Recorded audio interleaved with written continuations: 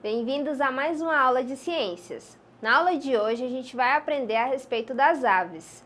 Eu sou a professora Jéssica, vamos lá? Então, o que é importante eu saber sobre as aves? Primeiro, que elas fazem parte do reino Animalia, são animais que são vertebrados, ou seja, vão ter uma estrutura óssea bem definida, e elas podem ser encontradas em todos os cantos do globo terrestre, ao contrário dos répteis que a gente estudou na aula anterior, que eles se limitavam a algumas regiões porque eles não controlavam a sua temperatura, dependiam do ambiente. Agora, quando eu falo das aves, isso é possível, elas controlam a sua temperatura internamente, tá? Então eu falo que as aves são animais endotérmicos. Além disso, muitas espécies de aves têm importância econômica, elas chamam bastante a atenção de alguns observadores, porque elas têm uma exuberância muito grande, uma diversidade de formas, de cores, tá? Só que apesar de tudo isso, desde o século XVII, que cerca de 120 a 130 espécies foram extintas devido à ação humana, né, de desmatar alguns locais ou de modificar algumas regiões. E aí, atualmente, estima-se que existam cerca de 1.375 espécies de aves ameaçadas de extinção. Mas hoje a gente já tem aí alguns esforços para tentar conservar ao máximo o máximo de espécies possíveis. O que mais que é importante eu saber aí sobre as aves? Vamos aprender um pouco das características do seu corpo. As aves são animais que são revestidas por penas, que são estruturas extremamente leves e flexíveis, né? E graças a essa estrutura que elas conseguem ter a capacidade de voo, tá? Além disso, essas aves, elas são formadas por uma estrutura flexível que a gente chama de queratina, né? Que vai ajudar aí também na questão do voo, vai facilitar essa característica. E elas possuem uma glândula que é chamada de glândula uropigiana, que vai estar sempre lubrificando as asas, né, para facilitar também essa questão do voo que ela precisa realizar sempre, tá?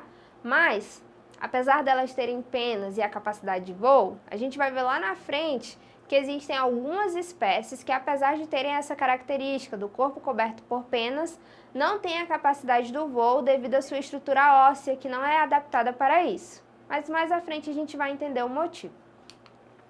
Aí é importante a gente saber que os músculos associados ao voo, em geral, são bastante desenvolvidos e em algumas aves o peso dos músculos chega a 30% do peso do animal, tá? A gente diz também que as aves possuem ossos que são ocos, né? Que vão se encher de ar quando ela precisa realizar a questão do voo e por isso são chamados de ossos pneumáticos, tá? Que vai facilitar com que ela fique leve também. Uma outra coisa é que ela tem uma estrutura chamada de carena, que dá apoio aos músculos das asas. Ela possui também 4 dedos, que permitem a ave marchar ou agarrar a um galho, né, que faz com que ela consiga se manter fixa em um local quando ela precisa. Ela também possui uma estrutura chamada de pelvis, que dá apoio aos músculos dos membros traseiros, e possui vértebras caudais que estão bem unidas para sustentar as penas da cauda. Então, todo o seu corpo é adaptado para que ela consiga realizar a questão do voo. E aí, quando eu falo da questão da temperatura, como eu estava falando para vocês, né, são animais considerados endotérmicos ou homeotérmicos, porque assim como os mamíferos conseguem regular sua temperatura independente do ambiente, esse controle ele é interno. Uma outra característica é que as aves são animais bípedes e a forma dos pés depende do ambiente ou do modo de vida que ela tem, né? Eu tenho aí aves que são andadoras, nadadoras, agarradoras, trepadoras e até as que são empoleiradoras, tá? Então, dependendo da função que ela precisa desempenhar, ela vai ter aí os pés bem relacionados para que essa característica se desenvolva sem nenhum problema.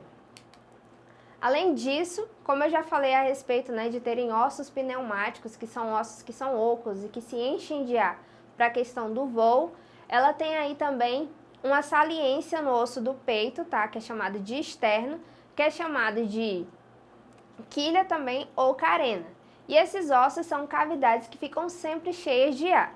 Além disso, ela possui uma outra estrutura que são chamadas de sacos aéreos, que são bolsas de ar que ficam ligadas ao pulmão, porque ela precisa ao máximo ter oxigênio disponível, né, para conseguir realizar até mesmo algumas o processo de migração, que é se deslocar de uma região para outra em busca de melhores condições de vida.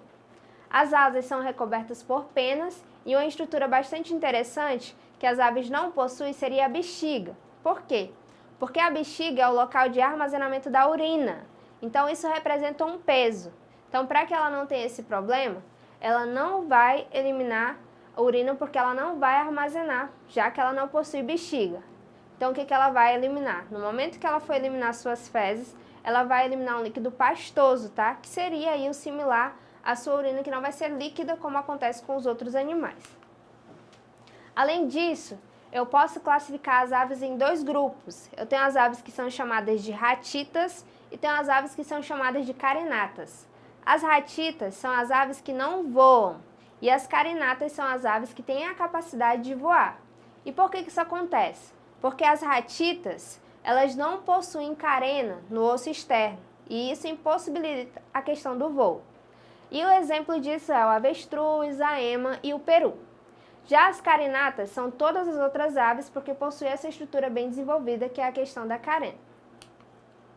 Como é que funciona a alimentação e o processo de digestão das aves? Geralmente, elas vão ter o bico adaptado para o tipo de alimentação que ela precisa. Algumas vão se alimentar de sementes, outras de frutas, outras de pequenos animais. Dependendo da alimentação que eu vou fazer, eu vou ter um bico específico, né, para conseguir capturar o meu alimento. As aves, elas não possuem dentes e o que contribui para a redução do seu peso também. Então, percebam que elas têm uma série de adaptações para facilitar a questão do voo. Quando eu falo aí a respeito do estômago, elas possuem um estômago mecânico, que tem a parte da moela, que faz a trituração do alimento. E possui também um estômago químico, que produz os sucos digestivos, né, para completar o processo de digestão. Nas aves que comem sementes e grãos, existe ainda o papo, que é onde o alimento vai ser armazenado durante um tempo para depois ser amolecido. E aí, como é que funciona a questão da circulação, respiração e excreção das aves, tá? As aves, elas possuem um coração que tem 4 cavidades, que são 2 átrios e 2 ventrículos. O sangue não se mistura, né? O sangue que está rico em gás carbônico com sangue rico em oxigênio. Então, o corpo delas vai receber apenas o sangue rico em oxigênio. E então, a gente pode definir aí, com tudo isso, que elas vão ter o sistema circulatório fechado, uma circulação que é completa e que, ao mesmo tempo, que ela é dupla. Ainda sobre essas características, quando a gente fala da respiração das aves, elas vão ter as trocas gasosas acontecendo através da estrutura dos pulmões, né, que vão estar ligados com pequenos sacos aéreos, que vão fazer o quê?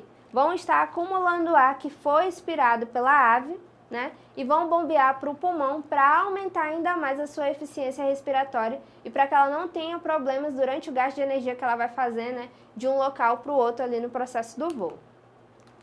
Uma outra característica importante aí a respeito da excreção é que elas vão possuir os rins, que são órgãos filtradores e ao mesmo tempo excretores, porque ela não tem bexiga, tá? E a sua urina, ela é esbranquiçada com pouca água e é lançada diretamente na cloaca junto com as fezes, como eu já comentei com vocês. As aves, elas não têm bexiga e os rins vão eliminar uma urina que é bastante pastosa. Aí, como é que funciona o sistema nervoso das aves, né? Elas vão ter o olfato e o paladar pouco desenvolvidos, porque em compensação elas vão ter uma visão muito aguçada e a audição também, tá? As aves, elas possuem a visão mais desenvolvida do reino animal, principalmente quando a gente fala das águias, tá? Elas têm uma região ali do encéfalo que vai controlar o voo e o sentido que esse voo precisa ter e também o sentido da visão das aves, tá? A audição delas é bastante desenvolvida. E como é que elas conseguem produzir o canto? Porque elas têm uma estrutura específica que é chamada de siringe.